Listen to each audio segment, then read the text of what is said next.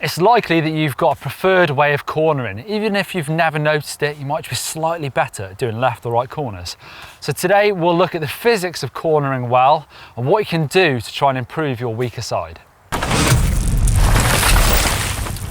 First thing I would say is to go for a ride and try and really think about your cornering and see if you can pick up your preferred way.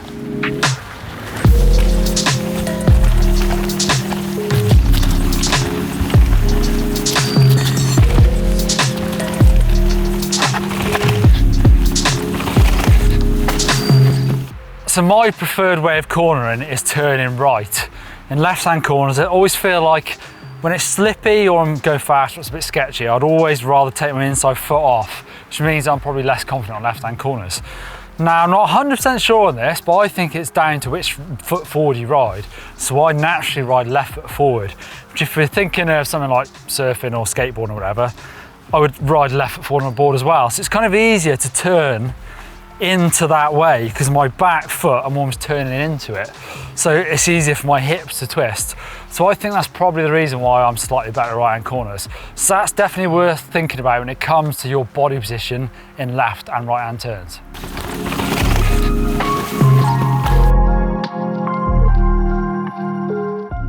I'll talk a little bit about sort of techniques when it comes to cornering in a minute, but I think one of the first things to do, especially if you're struggling a bit with this at home, is go out and ride like I've been doing. Like I say, just go and ride, see if you can feel it to begin with. But also a really good way of analysing what we're doing is to film it. So if you do it in slow motion, use your phone, use a GoPro, and see if you're doing exactly the same thing. On two corners, right then left, that are similar. Don't try and pick one that's a big berm and then it's a flat corner, because you might naturally do different things anyway. But these two corners are the same. So I'll have a look at them in slow-mo, see what I'm doing.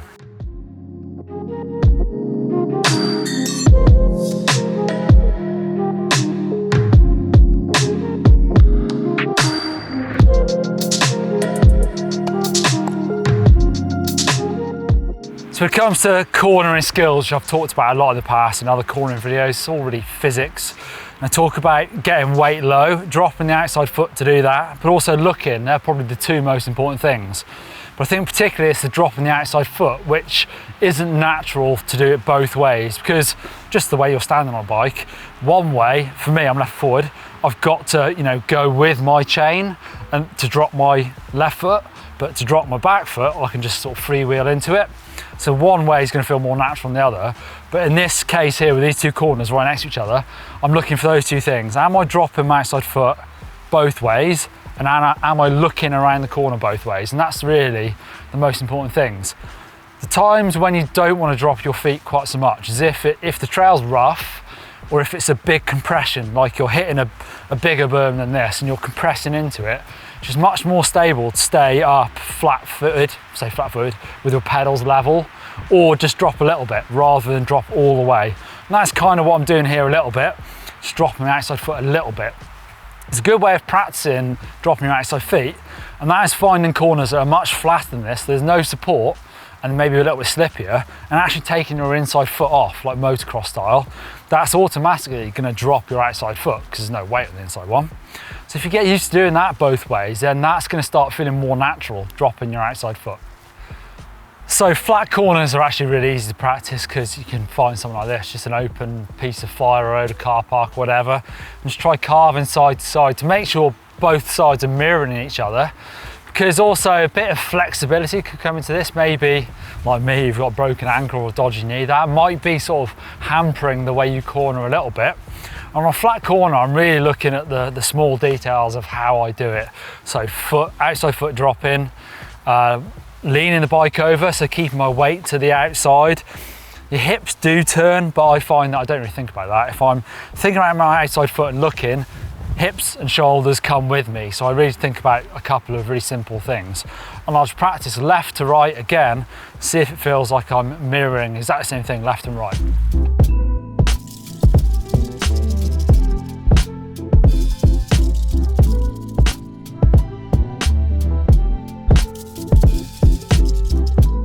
I think it is definitely flat corners where people have the biggest differences between the ways they corner, and one's better than the other. Because on a berm, I'm much more central above the bike, and that's the natural place to be, especially in this situation where it's slippy inside. And I can be quite aggressive with it because I've got quite a lot of room and grip up high to play with. So even if I slip down here, I'm going to grip eventually. So I am staying above the bike, feet fairly level. Hopefully I'm looking around. It's hard to know, to be honest, because it comes at you quite quickly.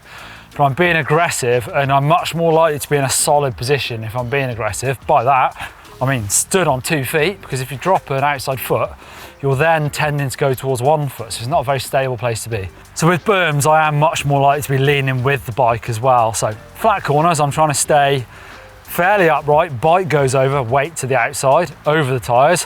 When I'm being aggressive with a berm, much more likely to have my pedals level and being in line with the bike as well.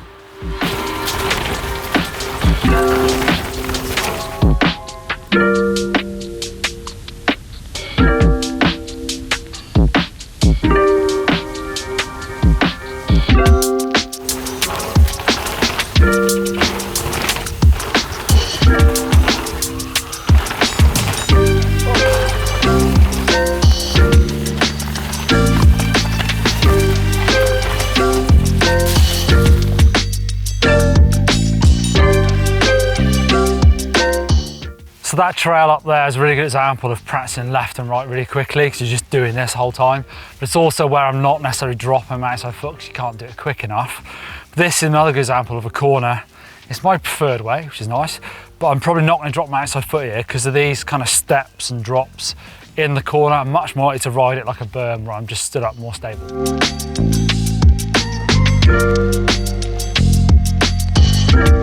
You might notice actually the same thing on off camber sections like this, so the ground's falling away from me and I feel much more comfortable going the other way. So again, my back foot is almost against the camber.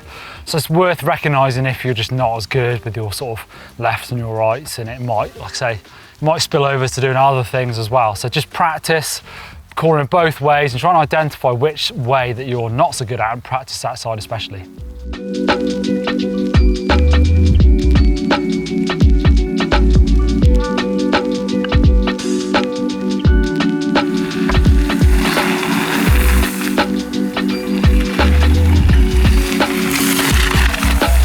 I think there's a couple of telltale signs of you being better one way than the other.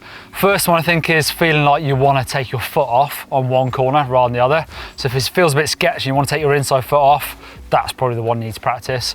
Also overrunning corners, if you know what I mean, where you kind of just feel like you have to brake and you go too wide, even come off the track.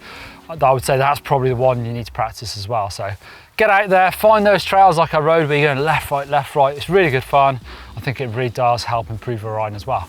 Give us a thumbs up if you love cornering, which I think is the hardest part of riding a bike off-road.